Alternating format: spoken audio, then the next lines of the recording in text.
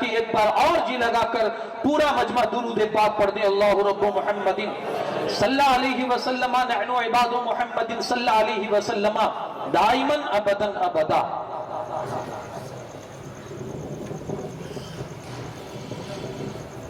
حضرات، خطبے کے بعد جو میں نے آیت کریمہ آپ کے سامنے تلاوت کی، اللہ کریم ارشاد فرماتا ہے وَاعْتَصِمُوا بِحَبْلِ اللَّهِ جَمِيعًا، اللہ کی رسی کو مضبوطی سے تھامے رکھو، بٹو مت، مضبوطی سے پکڑ لو۔ اب یہ اللہ کی رسی جو اس آیت میں آیا، اللہ کی رسی کیا ہے؟ مفسرین کرام کے اپنے اپنے اقوال ہے۔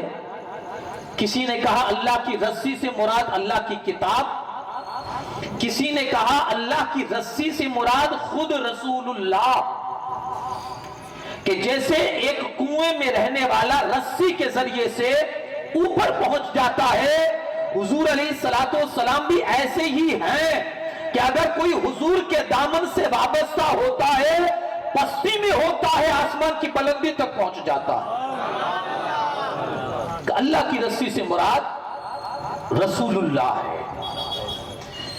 حضرت سید صدر الافاضل علیہ رحمہ فرماتے ہیں کہ امام ثعلبی لکھتے ہیں کہ امام جعفر صادق رضی اللہ تعالیٰ عنہ فرماتے ہیں اللہ پاک نے جو اس آیت میں یہ فرمایا نا، اللہ کی رسی کو مضبوطی سے پکڑو، امام جعفر 12 امام میں امام جعفر صادق فرماتے ہیں اس میں جو اللہ کی رسی ہے نا، جس کو اللہ کہہ رہا مضبوطی سے پکڑو، امام جعفر کہتے ہیں وہ رسی سے مراد ہم اہل بیت ہیں۔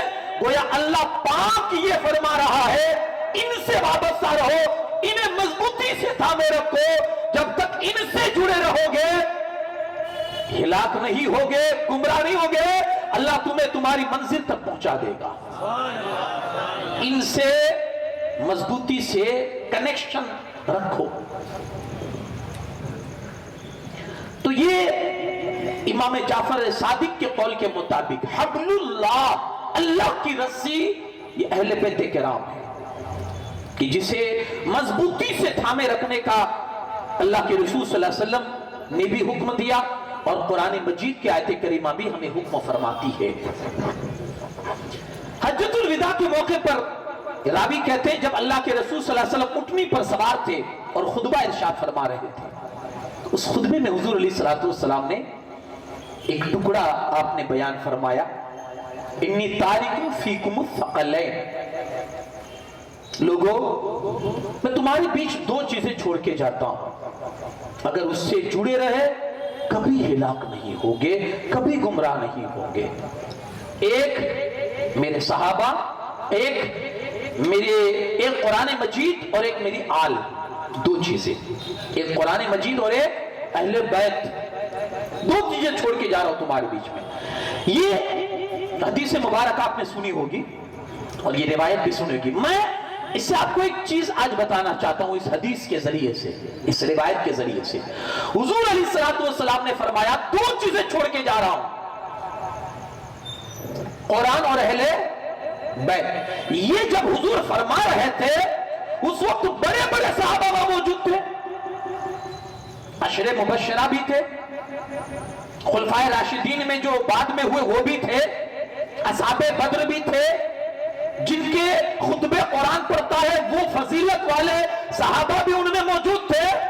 پھر اس کے باوجود بھی رسول اللہ صلی اللہ علیہ وسلم نے قرآن کے ساتھ صحابہ کو کیوں نہیں جوڑا؟ کہ لوگوں دو چیزیں چھوڑ کے جا رہا ہوں، قرآن اور صحابہ، یہ نہیں کہا بھائی صحابہ میں بھی تو بڑے بڑے تھے، حضور نے جوڑا کس کو؟ قرآن کے ساتھ صحابہ نہیں، اہل بیت کو۔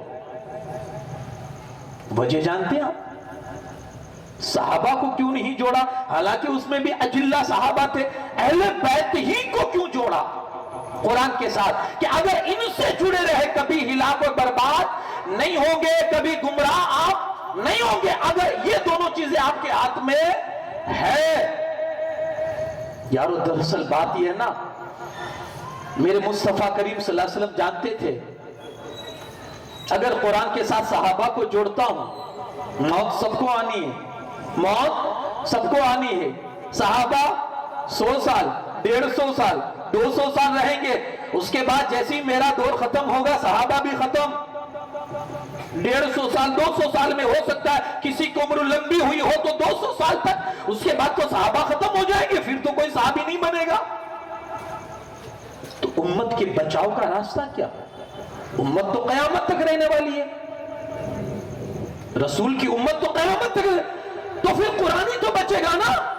اگر حضور قرآن کے ساتھ صحابہ کو جوڑتے کہ اے لوگوں صحابہ اور قرآن سے جڑے رہنا، تو صحابہ تو 100 150 200 سال میں سب انتقال کر جانے ہی والے تھے، کیونکہ موت سب کو آنی ہے۔ میرے مصطفیٰ جانتے تھے کہ اگر صحابہ کو جوڑوں گا صحابہ کو سب کو موت آنی ہے، سب انتقال کر جائیں گے، میری امت تنہا بچ جائے گی، میری امت اکیلی پڑ جائے گی۔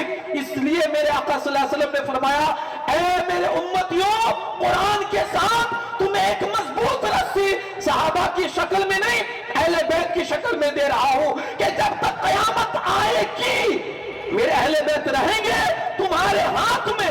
اگر قرآن اور اہل بیت کا دامن رہا یہاں بھی کامیاب ہوگے، آخرت میں بھی اللہ تمہیں کامیابی سے نواز دے گا۔ اس لیے حضور نے قرآن کے ساتھ اہل بیت کو جوڑا کہ یہ قیامت تک رہنے والے ہیں۔ اچھا ایک حدیث پاک میں میرے مصطفیٰ فرماتے ہیں صلی اللہ علیہ وسلم کہ میرے صحابہ ہیں نا امت کے لیے ضامین ہے۔ ہاں آسمان میں ستارے جب تک ہے آسمان رہے گا، ستارے گئے آسمان کی گارنٹی ختم۔ کہا میری امت میں جب تک میری آل رہے گی میری امت کے لیے گارنٹی ہے، میری آل گئی امت کی گارنٹی ختم۔ حضور نے فرمایا اس لیے میرے مصطفیٰ کریم صلی اللہ علیہ وسلم نے قرآن کے ساتھ اہل بیت کو جوڑا، ان دونوں سے وابستہ رہو۔ اور آج بھی الحمدللہ کل بھی صحابہ کے ساتھ اہل بیت، قرآن کے ساتھ اہل بیت کل بھی امت کو سیدھی راہ دکھاتے تھے، آج بھی دکھاتے ہیں، اور صبح قیامت تک رسول اللہ کی یہ نسل جو ہے یہ رسول اللہ کی امت کو سیدھی راہ بتاتی رہے گی صبح قیامت تک۔ چلی کس سے ہے؟ دو حسنین سے، حسن اور حسین، یہ دونوں ذات سے یہ چلی ہے نسل، اب یہ قیامت تک چلے گی، قیامت تک چلے گی، اور یہ امت کو سیدھی راہ دکھاتے رہیں گے۔ اس لیے اللہ کے رسول صلی اللہ علیہ وسلم نے فرمایا لوگوں دو چیزیں چھوڑ کے جا رہا ہوں، وابستہ رہنا ان سے، اور یقین مانیے ایمان کی سلامتی چاہتے ہیں اور دنیا اور آخرت کی بھلائیاں چاہتے ہیں، ان لوگوں سے وابستہ رہو، انشاءاللہ یہاں بھی کامیابی آخرت میں بھی کامیابی ہے۔ آج میں دنیا اسلام کی دو عظیم شخصیت کے بارے میں کچھ گفتگو کرنا چاہتا ہوں۔ جہاں تک مجھے وقت نے ساتھ دیا میں پورا اتہاس تو ان کا آپ کے سامنے نہیں رکھ سکتا ہوں، کچھ باتیں لوں گا اور اس سے ملنے والے سبق کو آپ کے بیچ میں رکھوں گا۔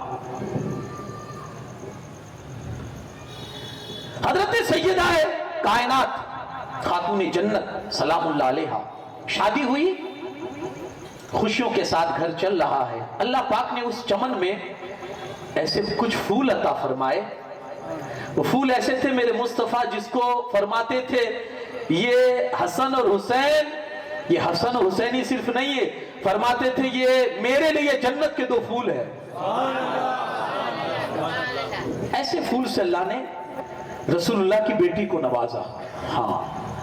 ہم بھی اپنے اولاد کو چومتے ہیں، رسول اللہ بھی چومتے تھے، لیکن حضور سونگھتے بھی تھے۔ کسی نے پوچھ لیا حضور یہ محبت کرنے کا ایک نرالا انداز آپ کا ہم نے آج دیکھا، ہم بھی اپنی اولاد سے محبت کرتے ہیں، چومتے ہیں، سونگھتے نہیں ہے۔ حضور فرماتے ہیں ان دونوں سے جنت کی خوشبو آتی ہے، یہ میرے جنت کے پھول ہیں، جو سونگھا کرتے تھے۔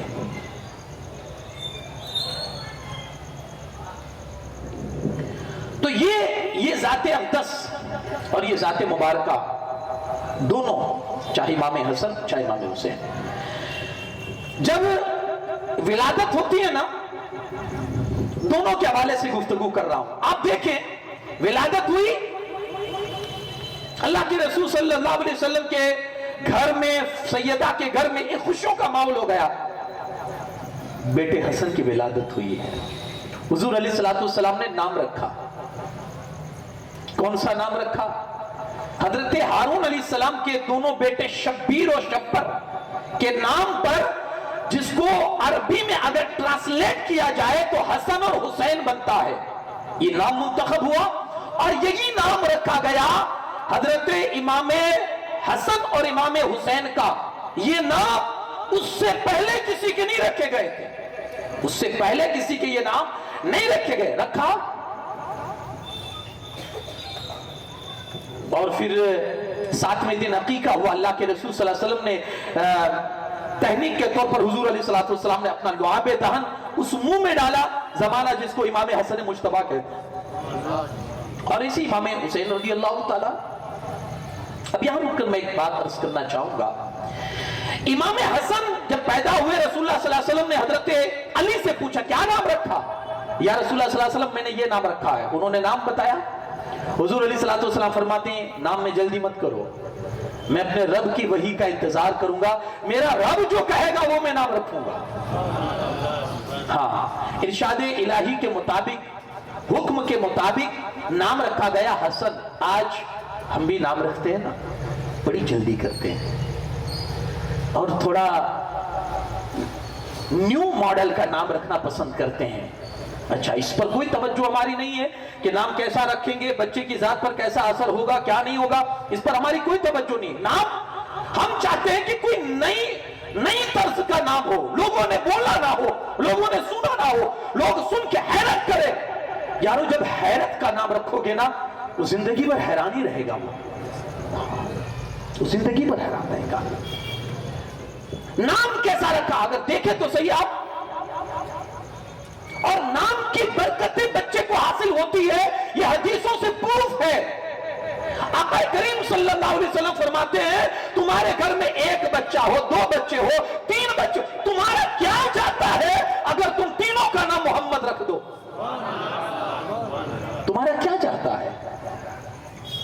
यार, बेशुमार बरकतें अच्छे नामों के लिए। हमने सारे नामों को छोड़कर, अल्लाह के रसूल सल्लल्लाहु अलैहि वसल्लम के इतने नाम हैं, हुजूर के असहाब के इतने नाम हैं, हुजूर की आल औलाद के इतने नाम हैं, इतने बेहतरीन नामों को छोड़कर हम नया ढूंढते हैं कि नया किस में है। यारो, क्या मुबारक नाम है जो रसूल आज़म सल्लल्लाहु अलैहि वसल्लम का नाम, इसमें मोहम्मद सल्लल्लाहु अलैहि वसल्लम है। कितना प्यारा नाम है और कितनी बरकतें हैं मेरे मुस्तफा करीम सल्लल्लाहु अलैहि वसल्लम। यारो, एक हदीस पाक ईमान ताजा करने के लिए आपके सामने रखूंगा। हदीस मुबारक में आता है, क़यामत के दिन अल्लाह की तरफ से हुक्म होगा एक फरिश्ते को कि आवाज लगा दो, ऐ मोहम्मद आओ जन्नत में। क्या आवाज होगी? ऐ मोहम्मद आओ जन्नत में। अब सिर्फ इतनी आवाज होगी ना, कयामत में जितने मोहम्मद नाम के होंगे सब जन्नत के दरवाजे पर पहुंच जाएंगे। जितने मोहम्मद नाम के होंगे सब दरवाजे पर पहुंच जाएंगे। फरिश्ते देखकर हैरत में पड़ जाएंगे, हमने बुलाया था तो एक मोहम्मद को, ये तो पूरा मजमा लग चुका है। तो फरिश्ता कहेगा लोगों आपको नहीं बुलाया है, हमने तो मोहम्मद इब्ने अब्दुल्लाह जो रसूलुल्लाह है उनको बुलाया है, तुम क्यों आ गए हो? तो लोगों में से कोई कहेगा ये कैद आपने पहले तो नहीं लगाई थी,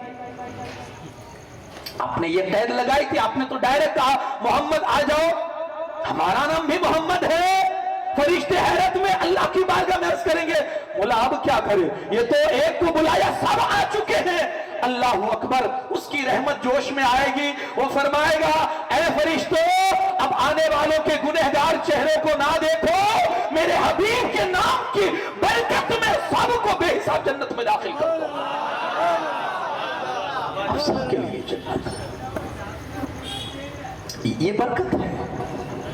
अब इन बरकतों को छोड़कर हम कहां फंस गए, टिंकू मिंकू, जिसका कोई अर्थ ही नहीं है। बहुत सारे नाम हमारे अंदर ऐसे भी राइज होंगे कि आप अगर उसमें अर्थ में जाएं तो इसकी कोई मीनिंग है ही नहीं उसका। हजरत उमर फारूक आजम बैठे हुए थे, एक बाप शिकायत करने आया मेरा बेटा बड़ा नाफरमान हो चुका है, बड़ा नाफरमान हो चुका है। उसने अपने दुख भरी दास्तान सुनाई, बेटे की शिकायत की। आपने कहा ठीक है, इसके बेटे को बुलाया जाए। बेटा आया, कहा ये तेरा बाप तेरे हवाले से इतनी इतनी शिकायतें करता है, क्या ये सही है? उसने सुन लिया, कहा हुजूर सही है। कहा तुझे कुछ कहना है? कहा हुजूर जी। कहा क्या? कहा हुजूर सिर्फ मेरे बाप ही के हक है या मेरे भी कुछ हक है उसके ऊपर? उसके ही हक में अदा करूं या वो भी कुछ मेरे हक अदा करेगा? आपने कहा नहीं, इस्लाम मजहब में बराबरी है, जैसे तेरे हक है वैसे उसके भी हक है। तू अपने हक अदा कर, वो अपने हक अदा करे, सबका बराबर है। तो कहा हुजूर इससे पूछिए मेरे कौन से हक मेरे बाप ने अदा किए हैं, इनको पूछो मेरा नाम क्या रखा है इसने। हजरत उमर फारूक आजम ने बाप से पूछा तेरे बेटे का नाम क्या है? अरबी में वो जो उसने नाम बोला ना, उसका मतलब होता है नजासत का कीड़ा, गंदगी का कीड़ा। जैसे हजरत उमर फारूक आजम ने सुना, जलाल में आ गए और पहले कहा कि निकल जा यहां से, पहले अपनी औलाद का हक अदा कर, उसके बाद अपने हक का मुतालबा लेकर यहां आना। हम इसी में चुप खा गए। आप इतिहास उठाइए ना, हमारे मजहब का जो इतिहास है, उन्होंने जो अपनी औलाद के नाम रखे हैं हमेशा बरकत हासिल कर। आप किसी भी अगर बुजुर्ग के नाम पर अपना नाम, अपने औलाद का नाम रखते हैं, बरकत लेने की यकीन मानिए बरकतें आती है। हाँ यार, बरकतें आती है। अल्लाह के रसूल सल्लल्लाहु अलैहि वसल्लम की औलाद में आपने नाम पढ़े? हुजूर के 3 बेटे थे, 3। एक बेटे का नाम क्या था?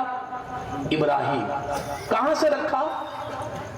बाप दादा में इब्राहिम थे और ऐसे बड़े बुजुर्ग गुजरे हैं, अल्लाह अकबर, कि जिन्हें खलीलुल्लाह का लक़ब मिला था।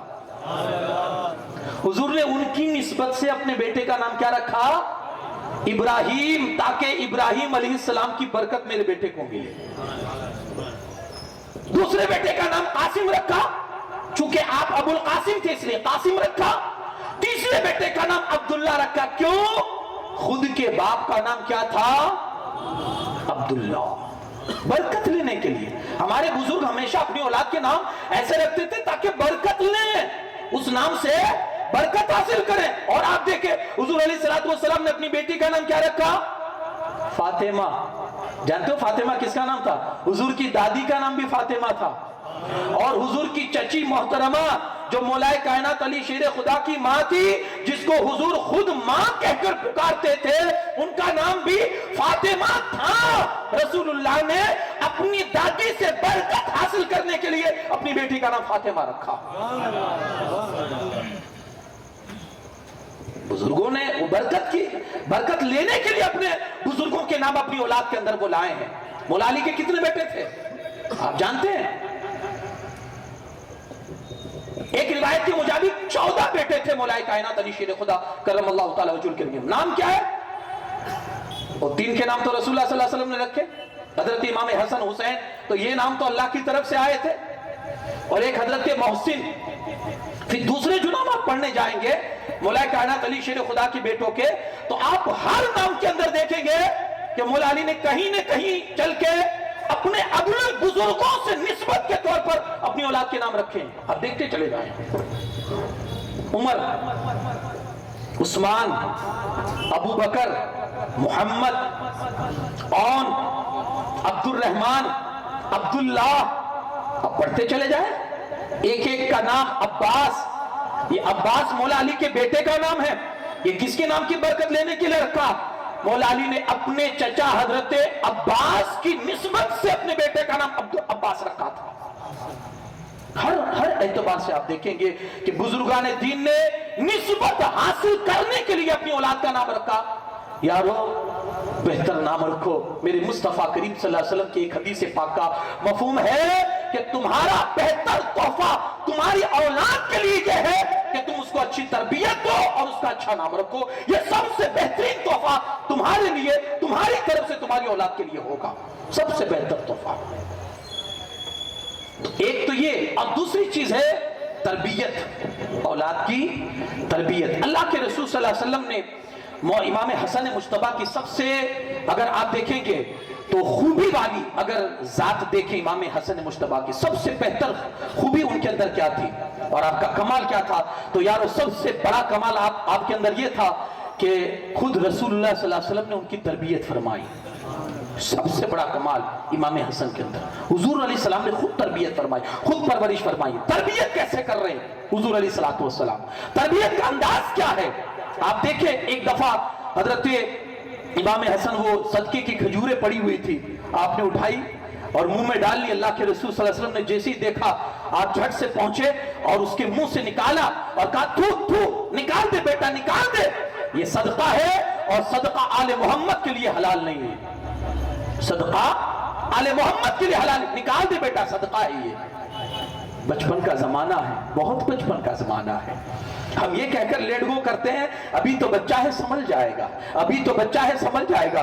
लेकिन यारो ये तरबियत, मेरे मुस्तफा करीम सल्लल्लाहु अलैहि वसल्लम का अंदाज़े तरबियत हमें ये सबक देता है, एक मुसलमान को अपने बच्चों के तय कितना एक्टिव रहना चाहिए और कितना अपने बच्चों की तरबियत के मामले में कितना खबरदार रहना चाहिए।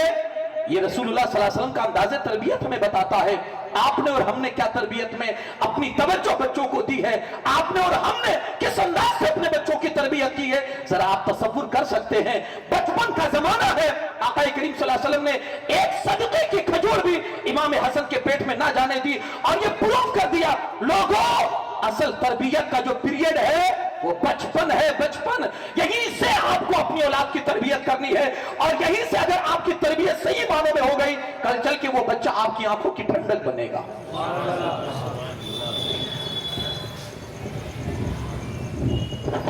दानिश्वरों ने कहा है एक बच्चे की जिंदगी के 3 पीरियड है, उसको 3 हिस्सों में बांटा है दानिश्वरों ने, अक्लमंदों ने। एक, पहले 7 साल का उसे गोद में उठा के रखो, पहले 7 साल उसे गोद में उठा के रखो। दूसरे 7 साल उसको गुलाम बना के रखो, गुलाम नौकर बना के रखो। और तीसरे 7 साल 14 से 21, 1 से 7 गोद में उठा के रखो, 7 से 14 नौकर और गुलाम बना के रखो और 14 से 21 का उसे दोस्त बना के रखो। दानिश्वरों ने कहा है अब जो 1 से 7 है, 1 से 7 का उसे गोद में उठा के रखो, यानी उसकी तुम्हारी हर हरकत, तुम्हारी हर अदा उसके अंदर जज्ब होनी चाहिए। इसीलिए हमारा मजहब कहता है एक बच्चे के लिए सबसे पहला मदरसा उसकी मां की गोद है। यानी ये स्कूल, ये पीरियड स्कूल का नहीं है। हमारे यहाँ 4 साल से बिठा दिया जाता है, नर्सरी तो KG 1 तो KG 2 तो फिर क्या क्या आती, उसके बाद 1st, 2nd, 3rd, 4th, है ना, नर्सरी से शुरू होता है। यारो ये नर्सरी घर में, हमारे मजहब के एतबार से ये नर्सरी घर में 7 साल की उम्र तक आप अपनी औलाद को अपनी गोद में रखो। मतलब तुम्हारी हर हरकत उसके अंदर जज्ब होनी चाहिए। तुम्हारा उठना, तुम्हारा बैठना, तुम्हारा बोलना, तुम्हारा सोना, तुम्हारा जागना, तुम्हारी गुफ्तगू, तुम्हारी बोलचाल, तुम्हारा अंदाज, तुम्हारा खाना पीना, हर चीज की इतनी अदाएं तुम्हारी उसके अंदर आ जाए ये 7 साल के अंदर। इसलिए मजहब इस्लाम ने 7 साल तक तुम्हारे अंडर में उसको रखा कि ये तुम्हारे पास रहे।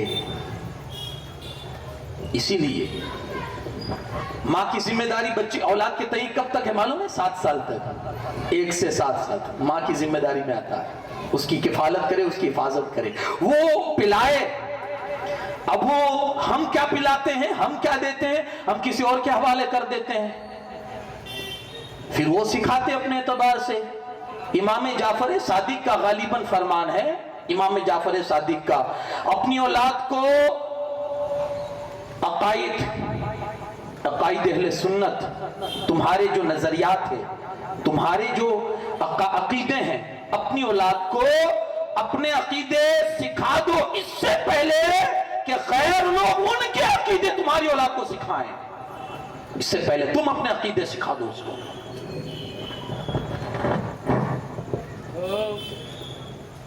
یہ جو ہے فرمایا 1 سے 7 سال تک تمہاری گود میں تمہاری اولاد رہنی چاہیے، تمہارا ہر فعل اس کے لیے ہونا چاہیے، اور اس طرح سے وہ تربیت ہو۔ 7 سے 14 فرمایا غلام بنا کر اس کی ہر حرکت پر، کیونکہ اس وقت اس کا ذہن کوئی بھی فیصلہ کرنے کے لیے ایکٹیو نہیں ہوتا ہے۔ اس عمر میں 7 سے 14 تک تمہارا بیٹا کوئی بھی فیصلہ تو آپ کو حکومت کر کے اس پر فیصلے اس کو دلوانے ہیں، ہاں، اور اس کو مجبور کرنا ہے اس چیز پر۔ اب جب 14 کے بعد وہ آگے بڑھتا ہے تو فرمایا اب اس کے لیے آپ دوست بن جاؤ، کیونکہ ایک باپ سے بہتر کوئی دوست نہیں ہو سکتا ہے، اور پھر اس پر کڑی نظر بھی تمہاری ہونی چاہیے، وہ کس کے ساتھ بیٹھتا ہے، وہ کس کے ساتھ اٹھتا ہے، اس کا آنا جانا کہاں ہے۔ ہاں یارو، یہ اولاد کے بارے میں ماں باپ کی فکر ہونی چاہیے، اور یہ ان کی ذمہ داری میں ہے۔ حدیث پاک میں ہے آدمی قیامت کے دن اس کے ساتھ ہوگا یا اس کا دین اس کے دوست کے دین کے برابر ہوگا جو اس کے دوست کا دین ہے۔ اب آپ کن دوستوں کے ساتھ بیٹھتے ہو، اس کا مذہب کیا، اس کا عقیدہ کیا ہے، آپ یہ تصور کر سکتے ہیں، آپ یہ سوچ سکتے ہیں کہ ہمارا دین اللہ کے یہاں کون سا ہوگا۔ کہیں آپ غیر مذہب کے ساتھ تو نہیں بیٹھتے، اللہ کی شان میں گستاخی کرنے والوں کے ساتھ تو نہیں بیٹھتے، نبیوں کے بارے میں بکواس کرنے والوں کے پاس تو نہیں بیٹھتے، صحابہ کے بارے میں گستاخی کرنے والی بھاشا بولنے والوں کے ساتھ تو نہیں بیٹھتے۔ اگر یہ ہوا انجام آپ خود سوچ لیجئے گا۔ حضرت عمر فاروق اعظم نے دیکھا کہ ایک بندہ ایک فتنہ خور آدمی کے پیچھے جا رہا ہے، غیر مذہب، یعنی آپ سمجھ لیجئے گمراہ آدمی۔ حضرت عمر فاروق اعظم نے دیکھا گمراہ آدمی کے پیچھے ایک آدمی جا رہا ہے، آپ نے کیا بولا کر سمجھتے ہیں آپ؟ حضرت عمر فاروق اعظم کی زبان سے نکلا، اللہ اس بندے میں برکت نہ رکھے جو فتنے کو پسند کرتا ہے اور فتنے کے پیچھے جا رہا ہے، اللہ اس میں برکت نہ دے۔ ایک ماں باپ کی ذمہ داری ہوتی ہے۔ آپ پڑھیے نا بزرگوں کے عقیدے اور بزرگوں کے جو احساسات ہیں اپنی اولاد کے تربیت کے حوالے سے۔ میں آپ کو بتاؤں قرآن کی نظر میں قرآن کیا کہتا ہے، وَوَصَّى بِهَا إِبْرَاهِيمُ بَنِيهِ وَيَعْقُوبُ۔ یاد کیجئے جب ابراہیم نے اور یعقوب نے اپنے بیٹوں کو وصیت کی، کس انداز سے کی، اور ان لوگوں کی وصیت بیٹوں کے لیے کیا تھی، یا بنی یا ان اللہ اصطفیٰ لکم الدین فلا تموتن الا وانتم مسلمون۔ یعقوب اور ابراہیم نے جب ان کے مرنے کا وقت قریب آیا تو بیٹوں کو بلایا، اور بلانے کے بعد کہتے ہیں میرے بیٹوں میں تمہیں وصیت کرتا ہوں کہ اللہ رب العزت نے تمہارے لیے دین اسلام کو پسند کر لیا ہے، اب تمہاری ذمہ داری یہ بنتی ہے کہ مرنا تو دین اسلام ہی پر مرنا، اللہ نے تمہارے لیے پسند کیا ہے۔ حضرت یعقوب علیہ السلام نے، حضرت اسحاق علیہ السلام نے اپنے بیٹوں کو مرنے سے پہلے پوچھا تھا، میرے بیٹوں میں تو ابھی جیتا ہوں تو میرے سامنے تم اللہ کی عبادت کرتے ہو، بتاؤ میرے مرنے کے بعد کس کو پوجو گے، کس کی عبادت کرو گے؟ سارے بچوں کی زبان پر ایک ہی جملہ تھا، ہم اس کی عبادت کریں گے جس کی عبادت آپ کرتے تھے، جو سارے جہاں کو پالنے والا۔ یہ فکر ہوتی ہے کبھی؟ کسی مرنے والے نے آپ نے دیکھا ہے کہ اپنے بچوں کو بلا کر یہ فکر کی ہو، بیٹا دیکھ سنی مذہب پر رہنا، بیٹا دیکھ اللہ کو ایک ماننا، اس کے رسول کی شان میں کبھی گستاخی کا جملہ زبان سے نہ نکلنے پائے، بیٹا جو ہمارے عقیدے اہل سنت کے ہیں اسی پر کاربند رہنا۔ کسی باپ نے آپ نے سنا کہ اس طرح کی وصیت کی ہو؟ یہ تربیت میں آتا ہے۔ الغرض میں یہ سنانا چاہتا تھا، امام حسن اور امام حسین رضی اللہ تعالیٰ ان کی شان میں سب سے بڑائی تو یہی ہے کہ رسول پاک صلی اللہ علیہ وسلم نے ان کی تربیت فرمائی بچپن کے عالم میں، اور کیسی تربیت فرما رہے ہیں یارو آپ دیکھیں، پھر وہ تربیت کا اثر پھر دنیا نے دیکھا کہ شان کیا ہوئی ان کی بلند، اللہ پاک نے کتنی عظمتوں سے ان کو نوازا۔ یارو میرے آقا صلی اللہ علیہ وسلم کی بہت پیاری حدیث مبارکہ ہے، آج کوئی بھی بندہ بغیر نفع کے کوئی کام نہیں کرتا ہے نا؟ شاید یہاں بھی آئے ہوں گے تو آپ کسی نفع سے خالی ہاتھ تو نہیں آئے ہوں گے، کچھ تو سوچ کے آئے ہوں گے کہ چلو جائیں گے مغفرت ہو جائے گی، نجات ہو جائے گی، یہ ہو جائے گا وہ ہو جائے گا، کچھ تو سوچ کے آئے ہوں گے آپ۔ سنیں اب اس بغیر نفع کے کوئی کام کرتا نہیں ہے۔ ایک حدیث مبارکہ ہے، میرے مصطفیٰ کریم صلی اللہ علیہ وسلم فرماتے ہیں کہ جس نے حسن سے محبت کی گویا اس نے خدا سے محبت کی۔ कौन नहीं चाहता अल्लाह की मोहब्बत को? हर कोई चाहता है उसे अल्लाह का प्यार और अल्लाह की मोहब्बत नसीब हो जाए, हर कोई चाहता है। और मेरे मुस्तफ़ा करीम फरमाते हैं यारो उसका सहल और आसान तरीका ये है, हुसैन से मोहब्बत कर लो, हसन से मोहब्बत कर लो, अल्लाह तुम्हें महबूब बंदा बना ले। हाँ, इसमें नफा है हमारा, इसमें नफा है हमारा।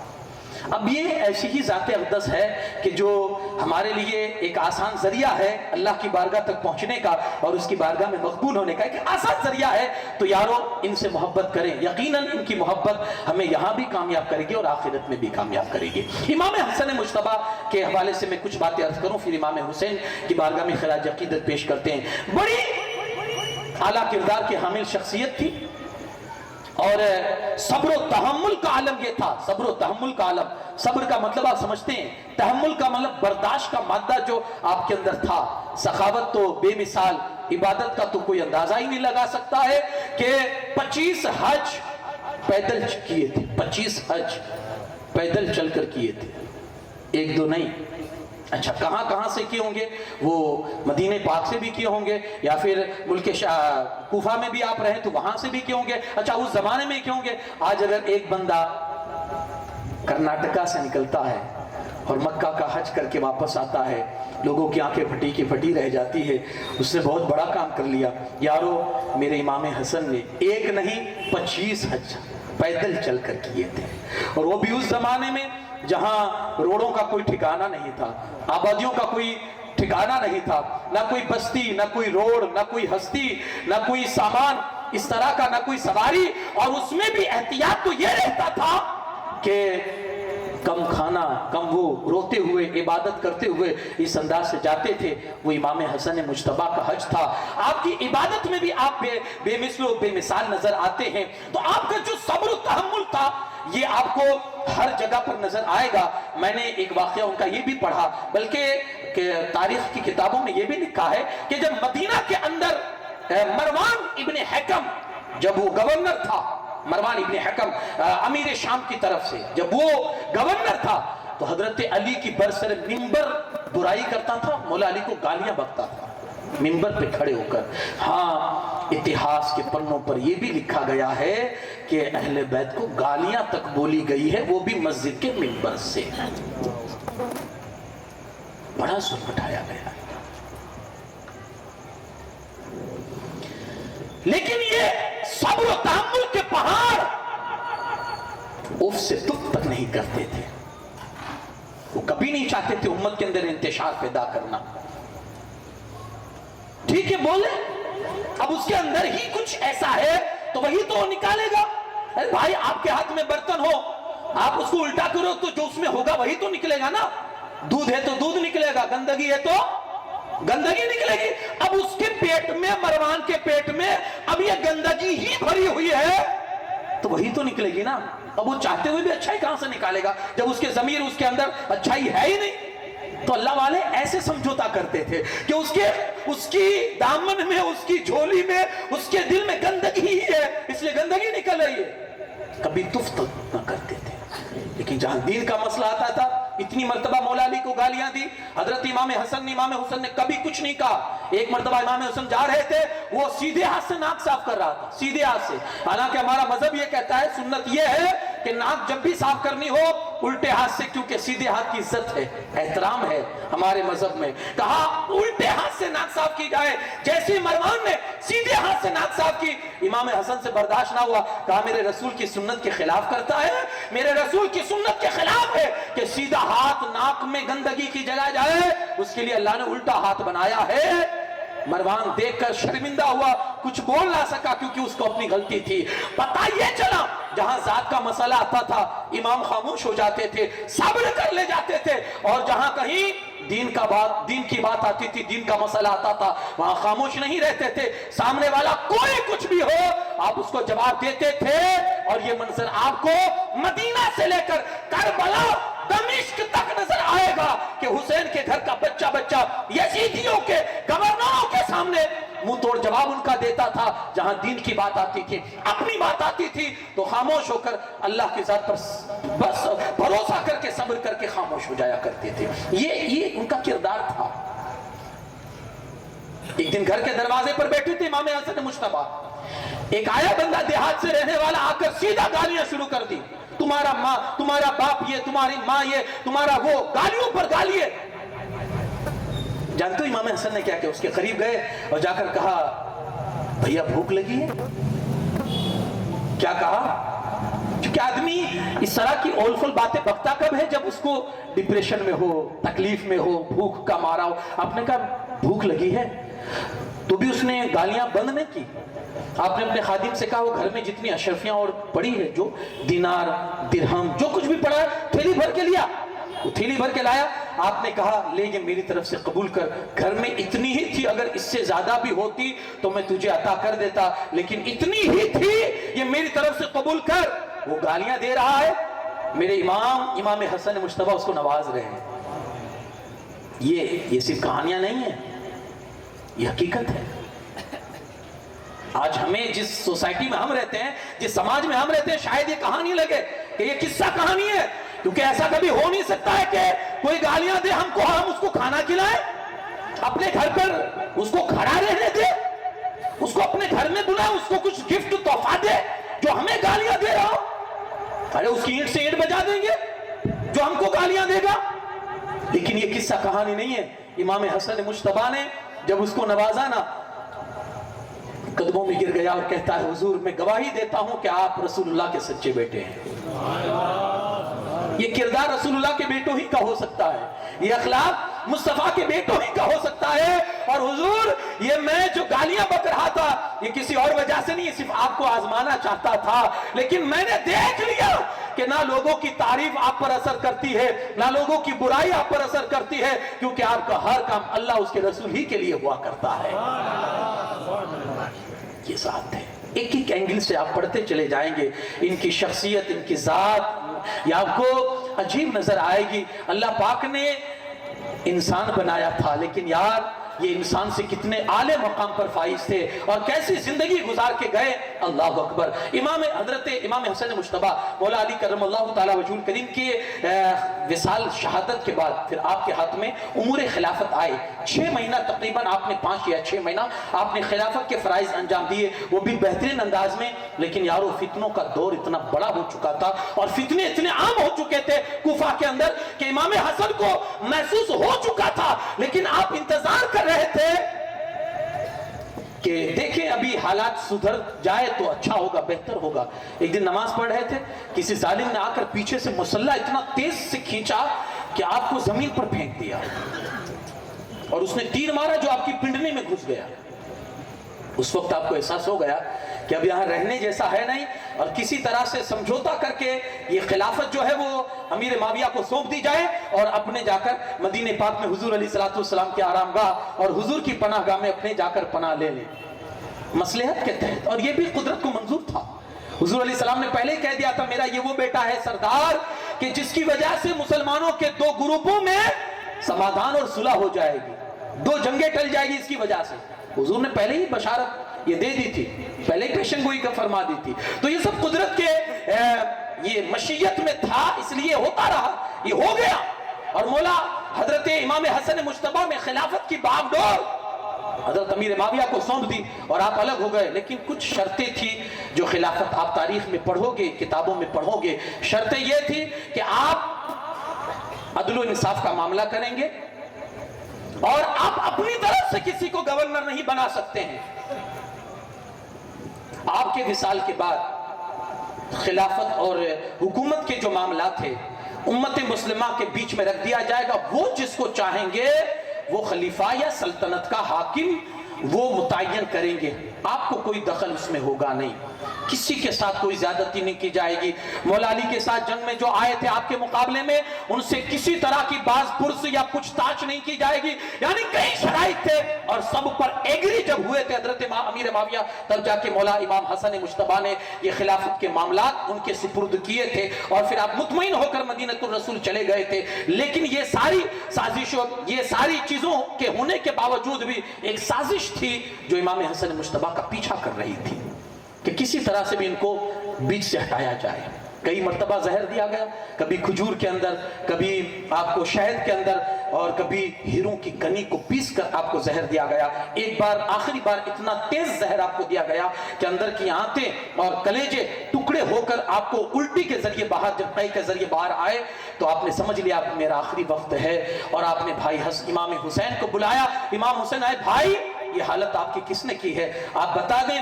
آپ نے کہا بھیا منتقم حقیقی اللہ ہے، بہتر بدلہ لینے والا اللہ ہے. اگر میں کہوں کہ فلاں نے کیا ہے، اگر وہی ہے تو کوئی بات نہیں، اور اگر وہ نہیں ہے تو میں نہیں چاہتا میری وجہ سے کسی ایسے انسان کا خون ہو جائے جو جرم میں شامل ہی نہیں ہے، بے قصور انسان کا قتل ہو جائے. یہ بھی ایک صبر اور تحمل کا یہ درجہ تھا جو امام حسن مجتبیٰ نے وصال سے پہلے اور شہادت سے پہلے یہ بیان کیا کہ بیٹا یہ سارا معاملہ اللہ پہ چھوڑ دے، وہ بہتر بدلہ لینے والا ہے اور وہی ہمارے حوالے سے بدلہ لے گا. آپ کی شہادت ہوئی مدینہ الرسول میں، سیدہ طیبہ فاطمہ زہرا سلام اللہ علیہا کے بغل میں آپ کو دفن کیا گیا. یہ امام حسن مجتبیٰ تھے. امام حسین اعظم رضی اللہ تعالیٰ عنہ جو آپ کے چھوٹے بھائی تھے، بڑی عقیدت اور محبت تھی، اور آپس کا جو پیار آپ کو دیکھنے ملے گا ان دونوں بھائیوں میں. احساس یہ ہوتا تھا جب دونوں بھائی آپس میں ہوتے تھے، کوئی یہ نہیں کہہ سکتا دونوں بھائی ہے، بلکہ امام حسین نے ہمیشہ اپنی پوری زندگی میں امام حسن مجتبیٰ کو اپنا امام اور پیشوا مانا ہے پوری زندگی. گویا یہ ہم لوگوں کے لیے بھی ایک نصیحت ہے کہ ایک چھوٹے بھائی کو اپنے بڑے بھائی کے سامنے کیسا ہونا چاہیے، اور بڑے بھائی کا کردار چھوٹے بھائی کے لیے کیا ہونا چاہیے. ہمارے یہاں تو عرف میں ہے نا کہ بھائی بڑا بھائی باپ کا درجے میں ہوتا ہے، ہاں تو اس کو باپ کا درجہ دیا جائے، اس کی عزت کی جائے. اور بڑے بھائی کی بھی یہ ذمہ داری ہوتی ہے کہ وہ باپ بنے رہنے کا فرض ادا کرے کہ میں باپ کے درجے میں ہوں. امام حسین رضی اللہ تعالیٰ پیدا ہوئے، اللہ کے رسول صلی اللہ علیہ وسلم کی پرورش میں آئے. حضور علیہ السلام ان سے خوب محبت فرمایا کرتے تھے. بلکہ حال تو یہ ہے، ایک حدیث پاک میں ہے، ایک مرتبہ حضور علیہ السلام سیدہ کے گھر پہ گئے، حضرت فاطمہ کے گھر پہ. تو امام حسن تھوڑے بڑے تھے امام حسین سے، دوڑے ہوئے آئے، نانا جان دودھ پینا ہے. اللہ کے رسول صلی اللہ علیہ وسلم نے بکری بدی ہوئی تھی، مولا علی آرام کر رہے تھے، سیدہ بیٹھی ہوئی تھی. حضور گئے، اپنے ہاتھوں سے بکری کا دودھ نکالا، اور ابھی نکال کے جیسے ہی فری ہوئے تھے کہ امام حسین دوڑتے ہوئے، نانا جان مجھے بھی دودھ پینا ہے. آپ نے فرمایا بیٹا پہلے بڑے بھائی نے مانگا ہے، پہلے اس کو دیا جائے گا، اس کے بعد تمہیں. پہلے انہوں نے مانگا ہے نا. سیدہ دیکھ رہی تھی حضرت فاطمہ، کہتی ابا آپ حسین سے زیادہ حسن سے محبت کرتے ہیں نا، آپ حسین سے زیادہ حسن سے محبت کرتے ہیں نا. آپ نے فرمایا بیٹا ایسی کوئی بات نہیں ہے، میں تو دونوں سے پیار اور محبت کرتا ہوں. اور بیٹی سن لے، تو میں اور یہ دونوں اور جو سامنے سویا ہوا ہے یعنی مولا علی کا، ہم پانچوں قیامت کے دن ایک ہی جگہ اللہ ان کو جمع فرما دے گا. مقام مرتبہ سمجھ گئے، مقام مرتبہ سمجھ گئے. حضور کیا فرماتے ہیں، بیٹی تو میں اور جو سامنے سویا ہوا ہے مولا علی وہ اور یہ دونوں بچے کا، ہم پانچوں قیامت کے دن ایک ہی جگہ پر ہوں گے. یعنی اللہ رب العزت ہمیں ساتھ میں رکھے گا. تو پھر ہم کہاں جائیں گے، ہم کہاں جائیں گے جو زندگی بھر یا حسین کے نعرے لگاتے حسین کی مجلسیں سجاتے رہے. تو میرے آقا حسین کو ہمارا بھی خیال تھا. ایک حدیث پاک میں فرماتے ہیں مولا حسین اے لوگوں جو مجھ سے دنیا کی وجہ سے محبت کرتا ہے، جو مجھ سے دنیا داری کی وجہ سے محبت کرتا ہے، تو یہ دنیا کا شیوا ہے. کوئی کسی سے محبت کرتا ہے، کوئی نفرت کرتا ہے، لیکن یارو اگر کوئی مجھ سے اللہ کے لیے محبت کرتا ہے تو اللہ رب العزت نے یہ کہہ دیا ہے حسین جہاں تو ہوگا وہاں تیرے محبت کرنے والے بھی ہوں گے. تو آپ نے اپنا استھان جان لیا کہ ہم اور آپ کہاں